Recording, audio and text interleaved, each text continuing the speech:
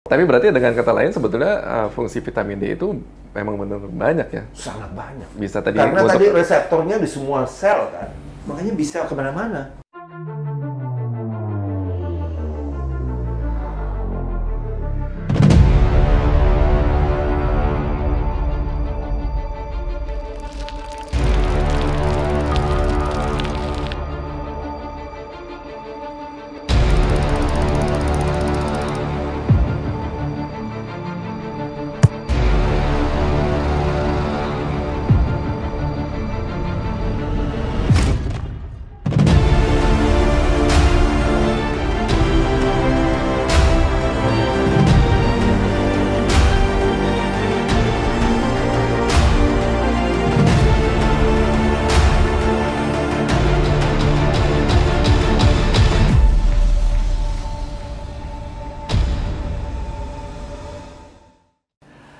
Assalamualaikum warahmatullahi wabarakatuh. Selamat datang kembali di saluran Dr. Sabto's Corner. Suatu saluran yang mencoba mengungkapkan segala aspek yang berkaitan dengan masalah kesehatan. Bisa mengenai SDM-nya, apakah itu dokter, apakah itu perawat, atau profesinya gitu. Kemudian bisa juga bicara tentang penyakit. Nah, kali ini kita akan mencoba membahas suatu zat gizi yang dibutuhkan oleh manusia yang namanya vitamin D.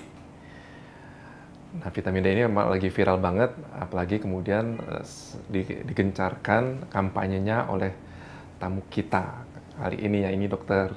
Henry Swendra. Ya. Selamat datang kembali, Terima Dok, kasih. di acara ini. Terima kasih sudah datang, menyempatkan di sela-sela kesibukannya. Kenapa vitamin D? Kenapa vitamin D? Jadi dia sebenarnya misnomer ini. Ini bukan vitamin kan? Kalau yang lain vitamin A, B, C apa? Itu karena memang vitamin. Dan definisi vitamin adalah tidak bisa dibuat oleh tubuh manusia, ya kan? Kalau ini bukan, ini misnomer. Jadi salah kasih nama ini. Jadi udah salah kaprah, ya udahlah dia sebut vitamin. Sebenarnya dia bukan vitamin, dia prehormon. Ya, prehormon. Karena apa? Karena dia bisa sebagian dibentuk oleh tubuh kita, oleh sinar matahari kan. Jadi itu sudah tidak memenuhi kriteria vitamin gitu. Ya. Dan kenapa vitamin D? Ternyata kita sebagai ortopedi, memang vitamin D itu punya kita. Karena ditemukannya itu sejarahnya 1800-an itu untuk mengobati penyakit rickettsia ya, di Irlandia. Ya, penyakit tulang lunak pada anak-anak karena kurangnya sinar matahari. Jadi memang dari awalnya vitamin D itu memang punya ortopedi gitu loh. Tapi kemudian dengan berjalannya waktu, dengan berjalannya bermacam-macam studi, kemudian sampai pada satu kesimpulan bahwa vitamin D itu berpengaruh pada semua sistem tubuh manusia. Karena ternyata reseptor vitamin D itu ada di semua sel tubuh manusia. Itu.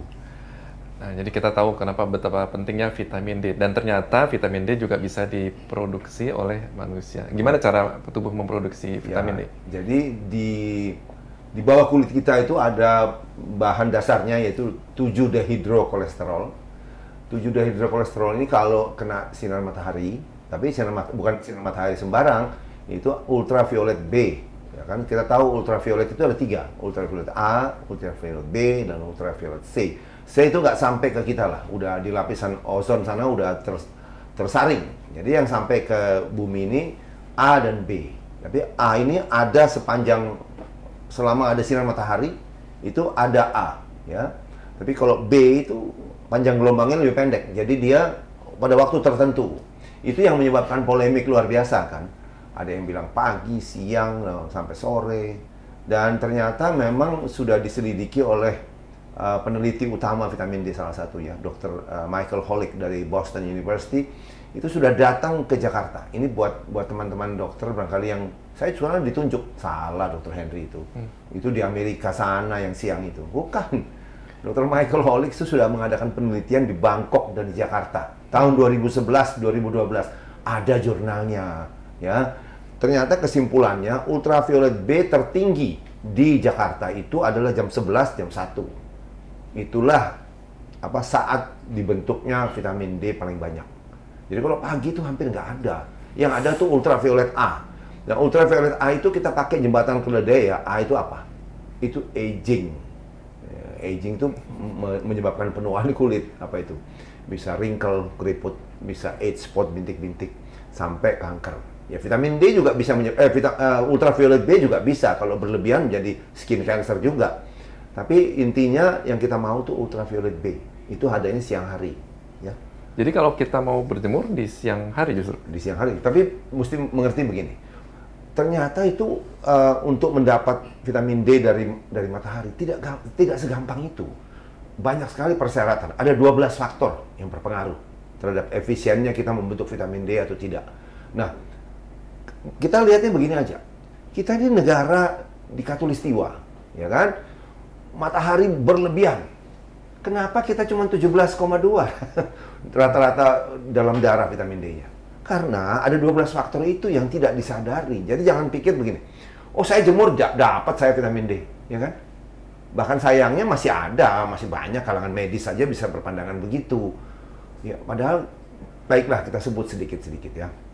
Itu faktornya adalah mesti lihat ultraviolet index, ada UV index. Itu gampang lihatnya sekarang. Di HP kita bisa ada apps-nya kok. Nah, UV index berapa yang bisa membentuk vitamin D itu di atas 3,5. Ya, atas 3,5. Nah, kapan itu 3,5? Itu ternyata setelah jam 9, kita lihat di HP kita. Kalau jam 8 pagi itu, UV indeksnya masih 2,5. Jadi nggak membentuk vitamin D itu. Ya, jadi harus itu. Nah, memang kalau siang itu terik sekali. Jadi ada untung negatifnya lah. Ya, minimal angkanya itu 3,5 cut off-nya. Kemudian tergantung kita di mana, apakah ada polusi apa tidak. Kalau ada polusi, sinar matahari tidak sampai. Jadi nggak masuk, makanya matahari ada tapi nggak kena kita. Terus latitude itu lintang ya.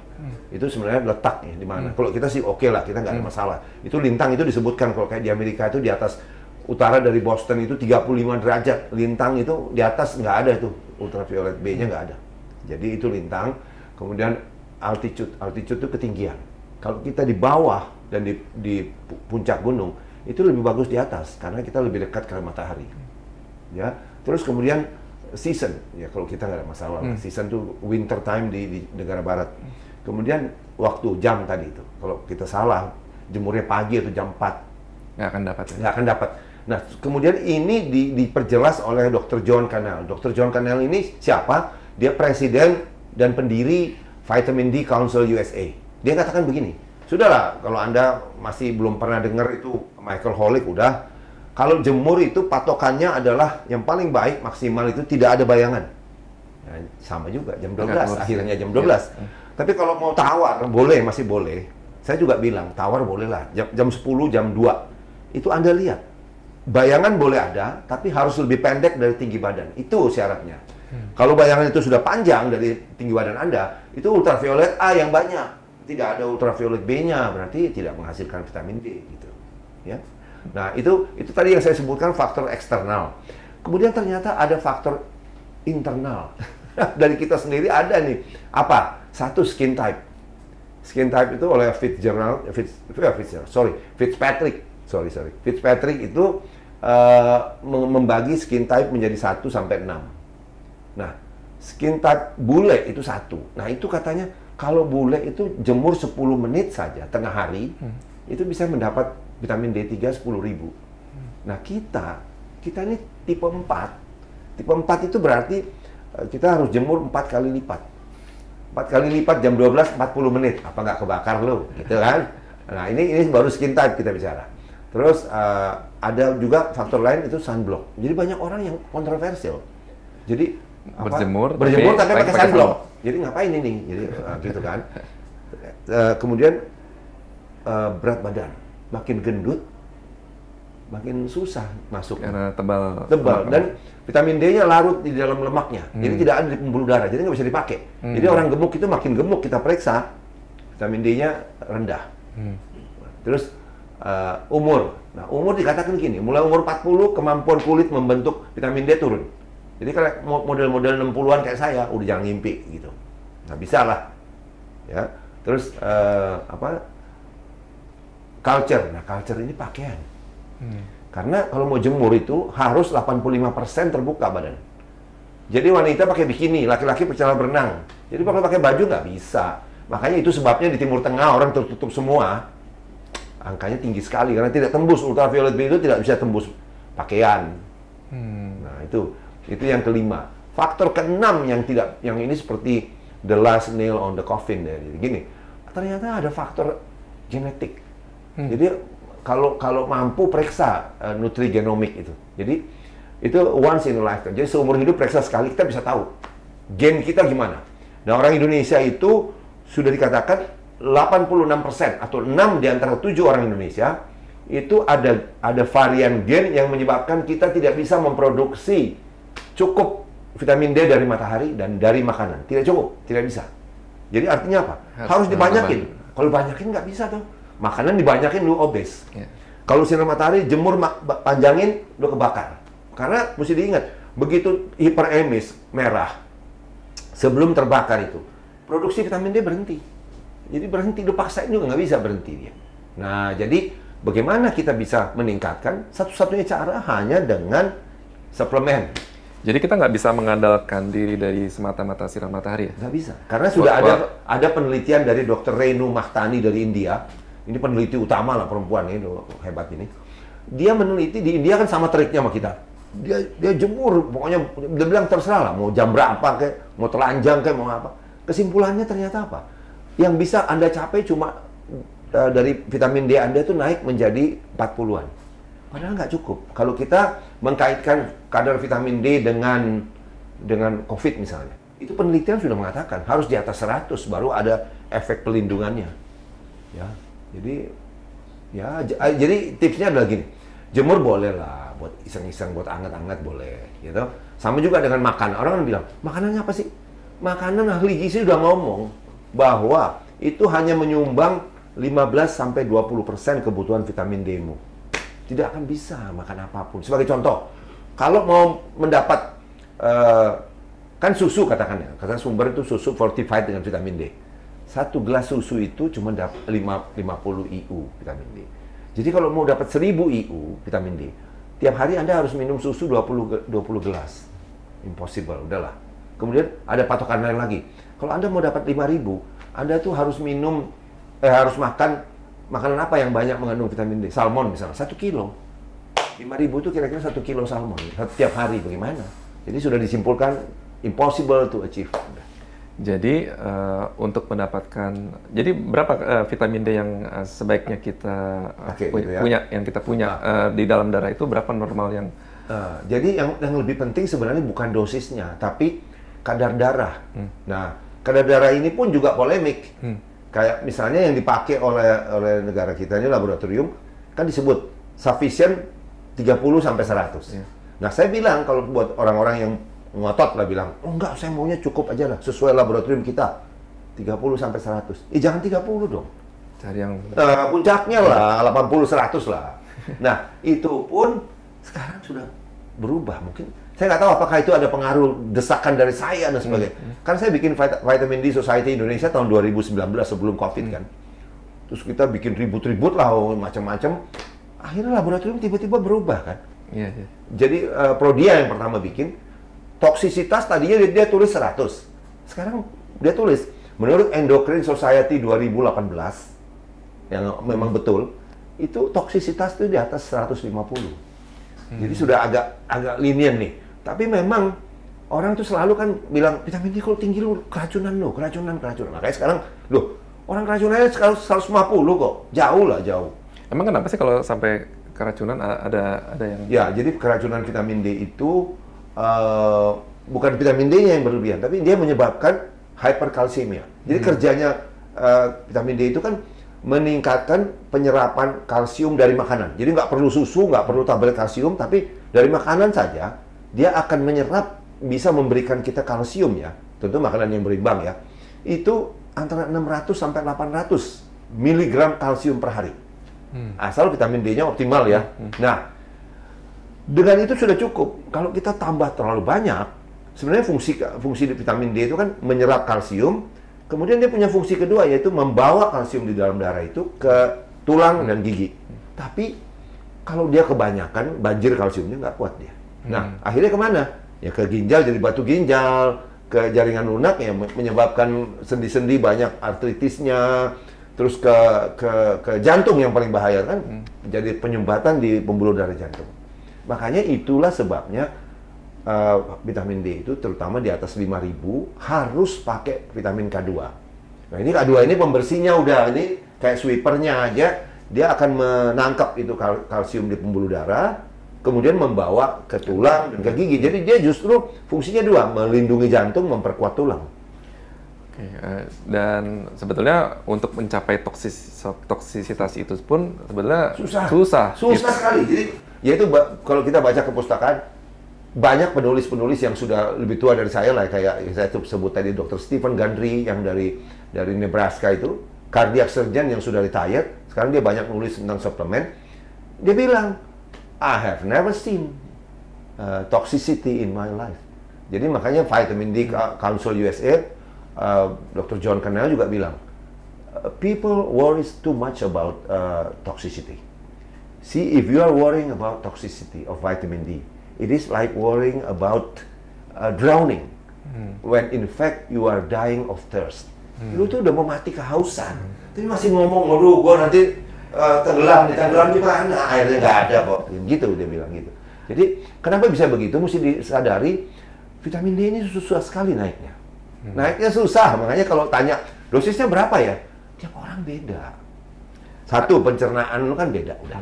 Pencernaan beda. Misalnya contoh saya kan udah diangkat empedunya. Itu lebih jelek lagi pencernaannya. Nggak gampang naik. Terus gini aja, stres. Sekarang pandemi, orang semua stres. Begitu stres, vitamin D turun.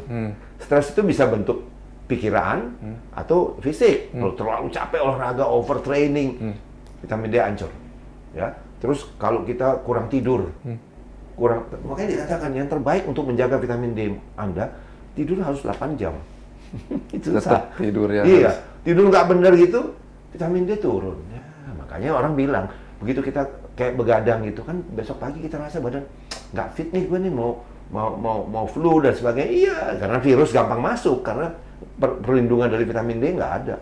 Oke, jadi suplemen sudah menjadi suatu keharusan. Keharusan, karena makanya dibilang kan sebenarnya suplemen itu sulit kita dapat dari makanan. Oke, dan atau gini, cara yang paling sederhana aja untuk orang awam supaya dia mendapatkan kadar vitamin D yang optimal dalam darah itu gimana caranya? Nah, itu dia.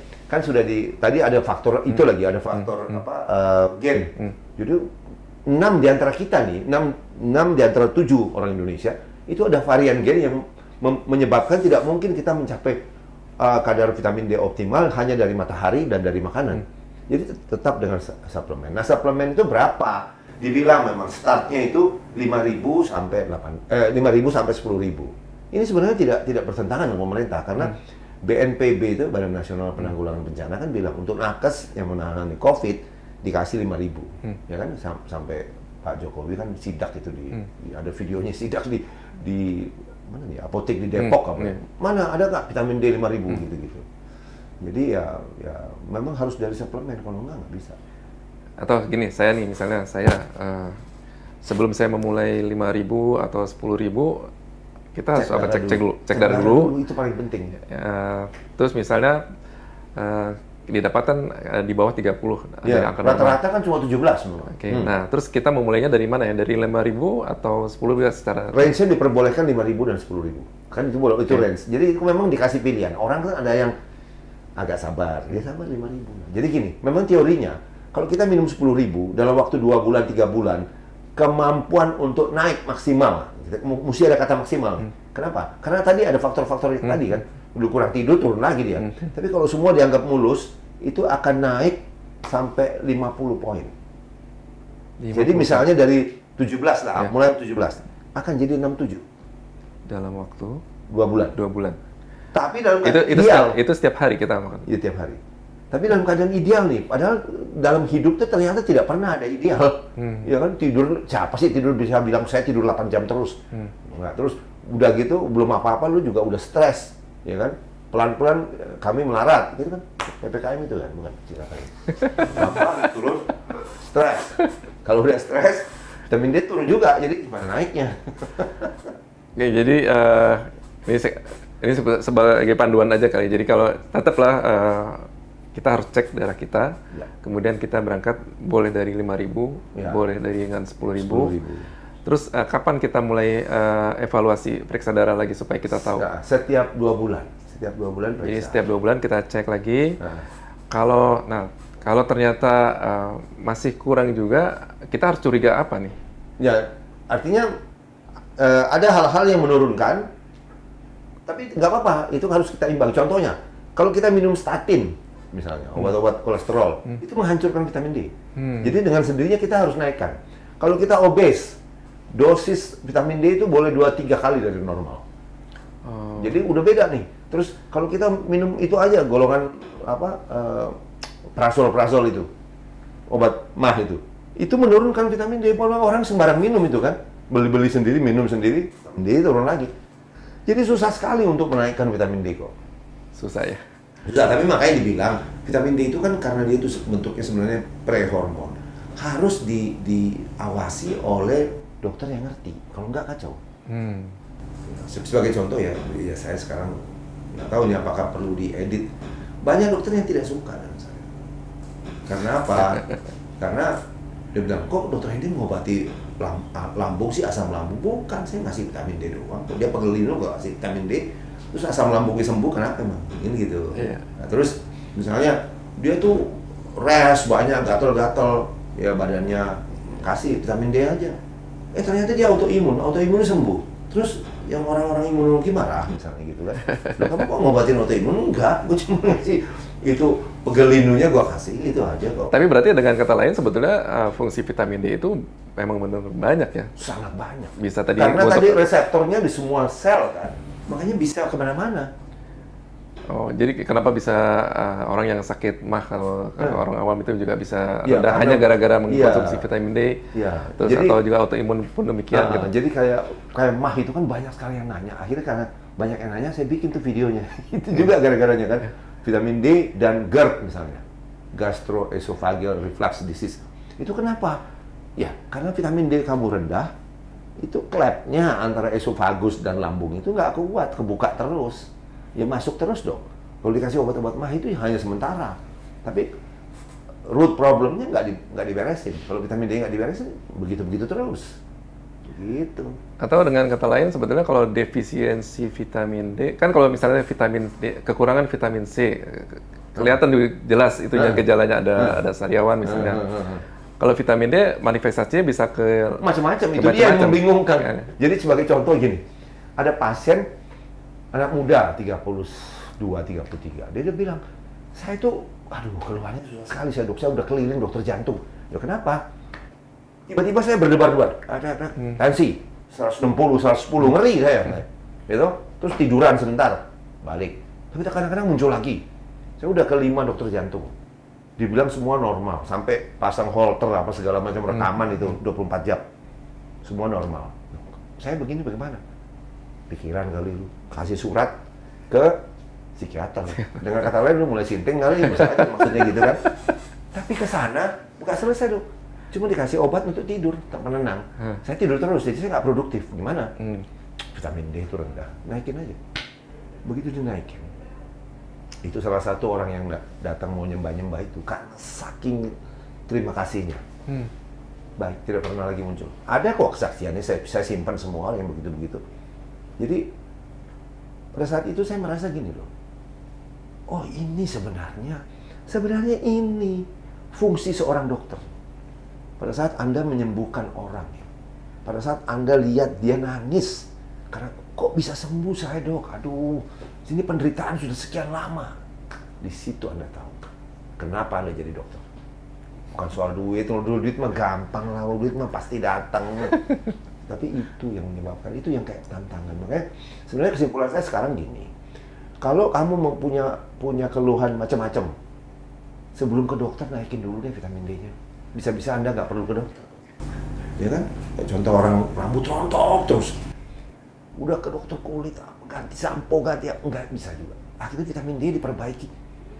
Ya elah, dia nyembah-nyembah sampai sekarang gini. Apa bisa dibilang vitamin D menyelesaikan masalah gitu. Iya.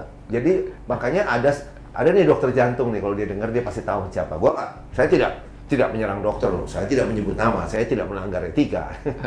Ada yang bilang begini, nggak ada itu satu zat yang bisa mengobati banyak sekali penyakit. Ada buktinya. Karena vitamin D itu kan reseptornya di semua sel tubuh manusia, pasti dia berpengaruh dong. Ternyata ada kok. Kalau saya sih bilang kalau ya barangkali cobalah ke dokter yang bersangkutan. Tapi kalau nggak sembuh-sembuh juga, ya naikkanlah vitamin D-mu. Siapa tahu sembuh kamu. Itu aja. Nah, kalau yang kaitannya dengan pandemi itu gimana kok sampai vitamin D? Itu kan sudah ada penelitian memang COVID ini, yang pasien COVID itu kan orang berlomba-lomba. Memang ini kan jadi kesempatan orang mau jualan obat lah apa. Nah, setahu saya yang ada penelitiannya pasien COVID dikasih apa itu vitamin D. Itu sudah banyak penelitian di UK, di India, di Israel, di Spanyol, di Amerika. Itu ternyata kesimpulannya adalah mengurangi angka morbiditas dan mengurangi angka mortalitas. Nah, berapa? Itu mesti tinggi. Makanya kita dari pengalaman dan dari studi yang saya baca itu harus ada di atas 100. Dan itu terjadi pada anak dan mantu saya. Jadi, anak dan mantu saya berlibur ke Bali bulan Desember Januari di villa sewa. Si mantu kena COVID. Waktu itu kena, saya langsung tanya dong, coba kamu periksa vitamin D-mu berapa? 70. Saya bilang, memang 70 tidak melindungi, karena saya minta 100. Padahal dia sudah minum banyak. Kenapa dia cuma 70? Karena dia ada minum obat statin, macam-macam obatnya. Istrinya, yaitu anak saya, coba kamu periksa. Negatif terus kok, Pak. Berapa vitamin D-mu? 117. Gitu ya. Udah gitu dia masuk rumah sakit kan, ke Siloam, Bali itu. Udah gitu keluar, karena keluar, kan sana saya kasih tinggi, 50.000. Terus anak perempuan saya juga nanya, saya nggak kena, tapi saya dosisnya berapa, Pak? Dia minum 30.000. Minum 30.000. 3 minggu lagi saya dilapori. Karena enak, dia nggak pulang-pulang nih. Akhirnya mau berlibur Desember Januari sampai April, 4 bulan di sana. Karena bawa sepeda kan, mantu saya main sepeda. Sepi, Pak, enak, Pak, udahlah nggak pulang-pulang. Nah, saya dilapori 3 minggu sama anak perempuan saya. Pak, saya positif. Nah, positif hamil. Loh. Ternyata anak perempuan saya itu kaitannya juga gitu. Dia kan udah umur 40. Ini anak kedua, sudah 3 tahun. Anaknya sudah 3 tahun. Jadi dia punya anak lagi. Itu sudah bayi tabung 2 kali. 2 kali bayi tabung gagal. Tanpa sengaja karena ini kita kasih dosis tinggi. Jadi begitu dia bilang hamil, saya tanya, periksa ulang darahnya. Jadi ini ada pegangan lah ini. Ini kan kesaksian pasien, walaupun cuman case report lah ini kan. Ternyata waktu hamil itu si mantu 175. Tuh. 175, si anak ini 150. Hamil dia baru. Nah, ternyata itu kejadian itu terjadi juga pada banyak orang. Banyak pasien dulu seneng bener. Dia bilang saya udah 10 tahun dong. Dulu yang sering digembar-gemborkan vitamin E ya justru ya? Justru vitamin E. Enggak. Ternyata vitamin D. Makanya kalau kita bilang sekarang vitamin D, vitamin apa sih? Vitamin dewa itu. Main-main itu. Ya, jadi luar biasa tadi ada bisa diatasi, autoimun juga, daya tahan tubuh, terus kesuburan demikian. Kalau nggak salah buat laki-laki juga luar biasa ya vitamin D. Itu D. dia, makanya saya bilang. Itu pada saat kehamilan terjadi, karena istrinya ini jadi subur, suaminya juga. Nah, kita pelajari dong jadi kan. Pelajari. Apa sih nih terhadap suami, terhadap laki-laki? Itu meningkatkan ereksi, karena pembuluh darah lebih baik. Satu. Meningkatkan spermatogenesis. Spermanya bertambah. Kemudian jumlah dan kualitas. Ya kan? Jadi efeknya baik sekali pokoknya gitu loh. Nah, kalau saya sendiri saya tambahkan. Kenapa saya bela mati-matian vitamin D? Saya sendiri itu disembuhkan oleh vitamin D. Saya waktu umur 7 tahun yang lalu mulai vertigo saya. Karena saya kebanyakan tidur ke kanan ya. Kalau saya belok ke kiri, tidur kiri, itu vertigo. Udah ke neurologi banyak loh teman-teman kan. Semua bilang itu BPPV, benign paroxysmal positional vertigo. Itu benign. Itu karena orang tua itu nanti ada kalsium deposit di rumah siput Anda itu lepas. Jadi begitu Anda rubah posisi, itu menyebabkan Anda putar. Pengobatannya bagaimana? Dilatih, dibiasakan. Dengan kata lain kan Anda diminta untuk disiksa. Disiksa, muter lagi, gitu-gitu aja sampai lu biasa katanya. Saya nggak puas makanya. Saya punya cousin 2 dokter di Singapura kan. Jadi saya ke sana. Sama juga. Nggak ada, memang begitu pengobatannya. Nah udah, tapi kan saya bilang makanya sama orang, kalau mau minum vitamin D, kan ada yang pertanyaan, kalau untuk ini boleh nggak dok? Untuk ini boleh nggak dok? Untuk ini, udahlah, untuk apapun, coba vitamin D dulu, karena dia udah jelas banyak manfaatnya. Nah demikian juga saya juga nggak tahu tuh buatnya apa, tapi saya dalam taraf meningkatkan vitamin D saya. Waktu itu vitamin D saya masih 60-an begitu ya. Tapi saya perhatikan, ya kira-kira waktu 7 tahun lalu itu vitamin D saya mencapai 70-an, 75 gitu, hilang. Berarti gue hilang amblas sampai sekarang, tidak pernah. Jadi saya bercanda sama teman-teman neurologi. Ah, lu neurologi lu, nggak bisa ngobatin gue lu. Terus akhirnya saya cari studinya. Baca dong, buka lah literatur. Disebutkan kok, udah tahun dari 2005. BPPV itu karena defisiensi vitamin D. Itu nggak pernah diketahui atau disadari mereka. Neurologi nggak tahu, THT nggak tahu. Ampun ya, neurologi. ada jurnalnya kasih tahu. Maksudnya gini loh, neurologi kalau datang pasien lagi, tambahlah vitamin D-nya. Jangan nggak ada obatnya, suruh latihan lu, pusing terus orang. Nah, itu salah satu dasar kenapa Mas Henry benar-benar fanatik sampai mendirikan Vitamin D Society Indonesia. Itu adalah karena kita tujuannya ini kan organisasi non-profit untuk menyebarkan. Makanya saya sebenarnya kepengen sekali, dan saya cuma beberapa dokter, saya kepengen sekali nanti membuka ini pengurus daerah, cabang, sampai makin banyak dokter yang sadar vitamin D, makin banyak orang bisa disembuhkan dari penyakit aneh-aneh lah. Gitu, kalau saya bisa disembuhkan oleh vitamin D, ini harus kita sebarkan dong kabar baik ini, gitu loh. Sudah ada anggotanya? Sebenarnya belum dibuka resmi. Jadi kita kan, saya beberapa dokter dari Surabaya, ada teman sini. Cuma pengurus baru ada 5-6 orang. Nanti saya mau menunggu ini center itu buka di tempatnya. Nah itu jadi centernya. Nanti kita buka. Jadi tujuan saya nanti, cita-cita saya mau mengadakan seminar internasional. Itu dewa-dewa vitamin D itu saya minta datang. Dia nggak mau datang, saya umpan, saya kasih jalan-jalan ke Bali, masa nggak mau? Atau perlu kita bikin di Bali, bikin di Bali, datanglah mereka kan. Maksudnya supaya masyarakat tuh tahu, aduh, banyak sekali kegunaannya. Udahlah, banyak sekali kegunaannya. Kira-kira selain bentuk kegiatannya apa? Selain membuat tadi seminar atau? Nggak, yang kita lihat cuma itulah. Kita kan juga bukan mau cari profit tuh, supaya masyarakat luas tahu betapa pentingnya vitamin D.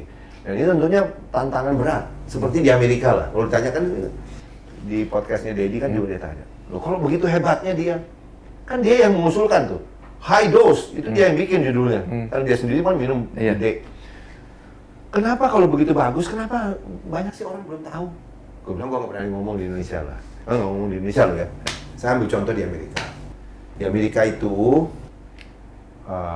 giant farmasi itu tidak suka kalau orang minum vitamin D, karena orang akan sembuh semua.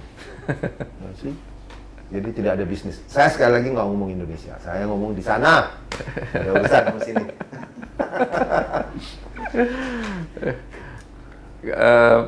Jadi semua kita udah mendengarkan betapa sebetulnya memang vitamin D itu penting tanpa mengecilkan arti vitamin yang harus yang lain punya fungsi masing-masing, tapi yang punya fungsi demikian luas itu baru vitamin D.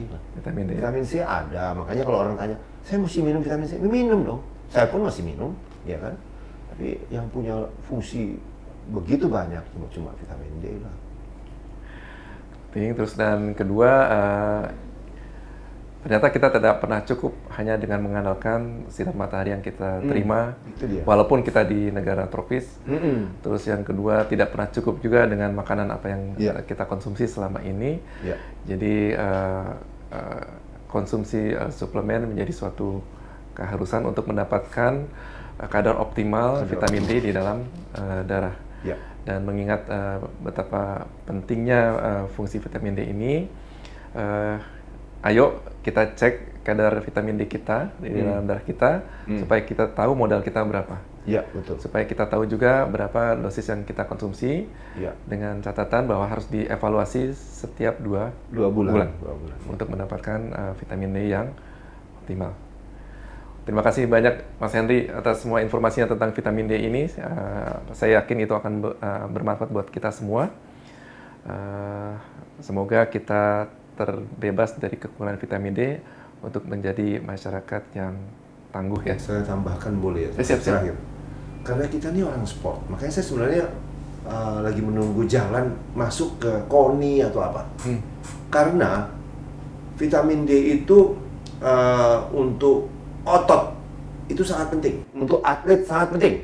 Jadi gini, ternyata sebelum Olimpiade Meksiko itu tahun berapa itu? Pokoknya disebutkan sebelum Olimpiade Meksiko itu, yang juara Olimpik itu selalu negara, kalau nggak Jerman Timur, Uni Soviet dua. Tapi pada saat Olimpiade Meksiko, baru saat itu Amerika jadi juara. Apa perbedaannya? Ternyata waktu Olimpiade Meksiko itu diadakan di Mexico City yang panas.